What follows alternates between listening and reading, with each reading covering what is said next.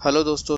आज के इस वीडियो में मैं आपको बताने वाला हूँ कैंट के वाटर सॉफ्टनर के बारे में, जो कि मैंने रिसेंटली परचेज किया है। तो अगर आप भी वाटर सॉफ्टनर खरीदने का सोच रहे हैं तो ये वीडियो आपके लिए इन्फॉर्मेटिव हो सकती है, क्योंकि इस वीडियो में मैं आपको बताऊंगा कि वो कौन कौन सी इंपॉर्टेंट चीज़ें हैं जो आपको ध्यान रखनी चाहिए वाटर सॉफ्टनर खरीदने से पहले।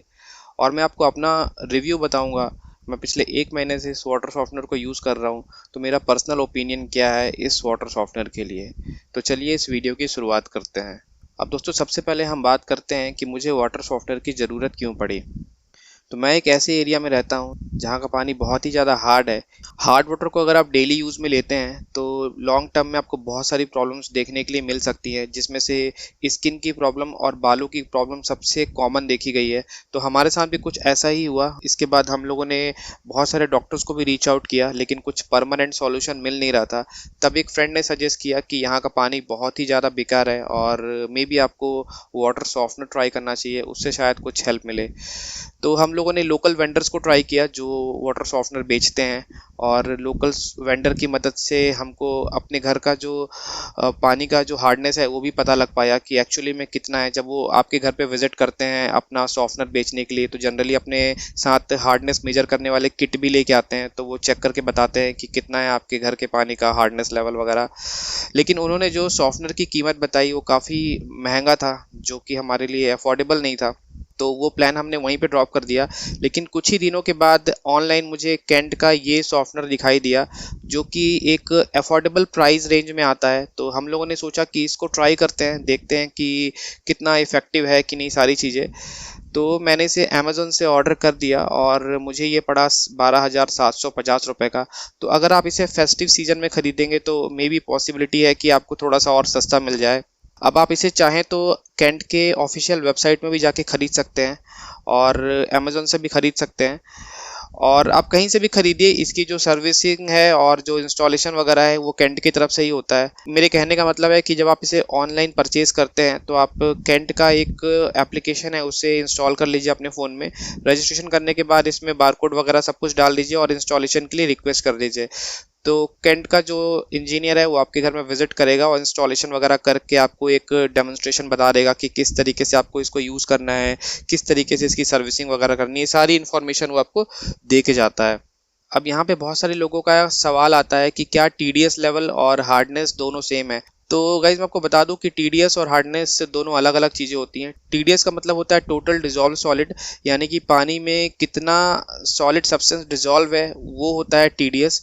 और जो हार्डनेस होता है वो बेसिकली पानी में कितना कैल्शियम और मैग्नीशियम डिजॉल्व है, उस चीज़ को हम हार्डनेस बोलते हैं। तो जितना ज़्यादा कैल्शियम और मैग्नीशियम होगा पानी में, दैट मीन्स उस पानी का हार्डनेस उतना ही ज़्यादा होगा। तो ये जो कैंट का वाटर सॉफ्टनर है ये बेसिकली आयन एक्सचेंज टेक्नोलॉजी पे काम करता है। इसके अंदर एक रेजिन लगा होता है जो कि पानी में जितने भी कैल्शियम और मैग्नीशियम है उसको एब्जॉर्ब कर लेता है, तो आपको एक ऐसा पानी देता है जो कि कैल्शियम और मैग्नीशियम से बिल्कुल फ्री रहता है।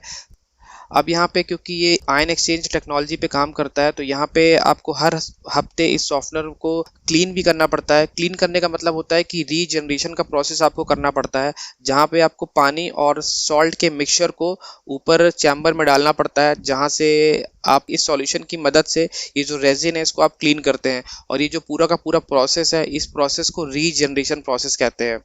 तो दिस इज़ समथिंग कि अगर आप इस वाटर सॉफ्टवेयर को ख़रीदते हैं तो आपको हर हफ्ते ये जो रीजनरेशन का प्रोसेस है ये मैनुअली परफॉर्म करना पड़ेगा, और इसके लिए आपको सॉल्ट भी ख़रीदना पड़ेगा। हालांकि आप अपने घर में यूज़ होने वाले सॉल्ट का भी इस्तेमाल कर सकते हैं, बट आई सजेस्ट कि आप इसके लिए एक टैबलेट सॉल्ट आता है वो परचेज़ कर लीजिए अराउंड 700-800 रुपये का, जो कि पूरे साल आपका चल जाएगा। अब दोस्तों यहाँ पे एक और चीज़ आती है कि क्या सिर्फ मेंटेनेंस कॉस्ट में इतना ही आता है या फिर इसके अलावा कुछ और भी करना पड़ेगा। तो मेंटेनेंस कॉस्ट में सिर्फ इतना ही है, आपको हर हफ्ते इसको क्लीन करना है, रीजनरेशन का प्रोसेस करना है। लेकिन 2 साल के बाद ये जो रेजिन है इसकी इफेक्टिवनेस कम हो जाती है, तो उसके बाद आपको इस रेजिन को पूरा रिप्लेस करना पड़ता है, यानी कि चेंज करना पड़ता है। उसके लिए आप अगेन कैंट के इंजीनियर को आप कॉल करिए, वो आपके घर में विजिट करेगा और ये रेजिन को चेंज करके आपको दे देगा। तो रेजिन को चेंज करने की जो कीमत है दैट इज़ अराउंड 2000 रुपीज़। तो अगर मैं 2000 रुपये का अगेन हाफ कर दूं, क्योंकि 2 साल में आप इसको चेंज करोगे तो वो होता है 1000 रुपये। इसका मतलब कि आपको 1,000 रुपये रेजिन को रिप्लेस करने की कीमत और अराउंड 700-800 रुपये जो आप सॉल्ट खरीदेंगे उसकी कीमत, तो लगभग 1,800 से 2,000 रुपये आपका इसका मेंटेनेंस कॉस्ट है 1 साल का, जो आपको बियर करना पड़ सकता है। अब दोस्तों मैं इस सॉफ्टवेयर को पिछले 1 महीने से इस्तेमाल कर रहा हूँ और अभी तक का मेरा एक्सपीरियंस बढ़िया रहा है। अब देखिए, हार्डनेस एक ऐसी चीज़ होती है जिसे आप आंखों से देख के डिस्टिंग्विश नहीं कर सकते हैं, लेकिन हाँ, जब आप पानी को टच करेंगे तो आप महसूस करेंगे कि हार्ड वाटर और सॉफ्ट वाटर दोनों ही अलग ही फील देता है।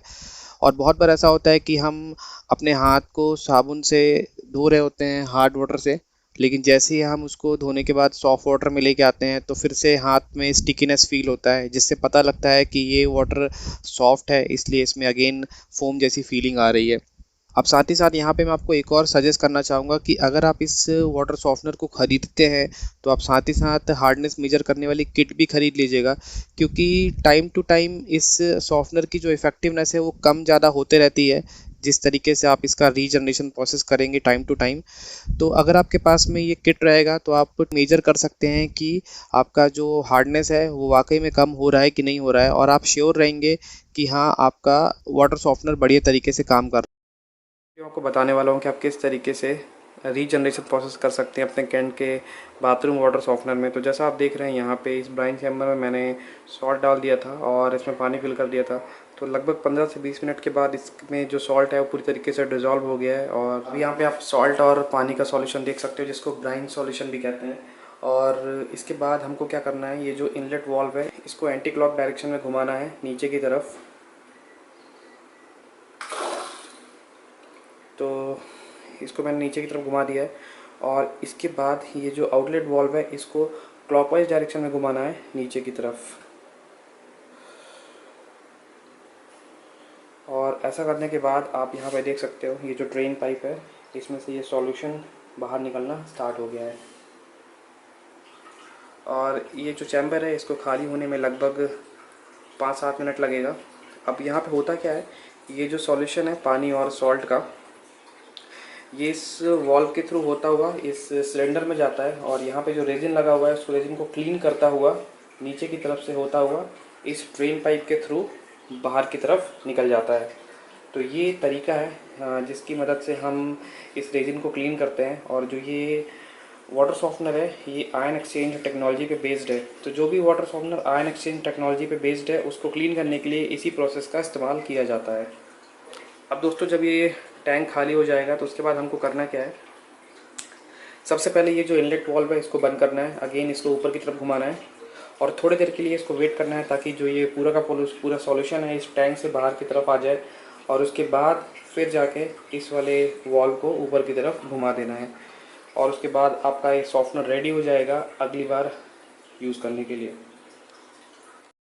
तो that's it guys for this video. मुझे उम्मीद है कि आपको वीडियो इन्फॉर्मेटिव लगा होगा। Thank you so much for watching this video. अगर आपके मन में अभी भी कोई डाउट है तो आप नीचे कमेंट बॉक्स में कमेंट करके मुझसे पूछ सकते हैं।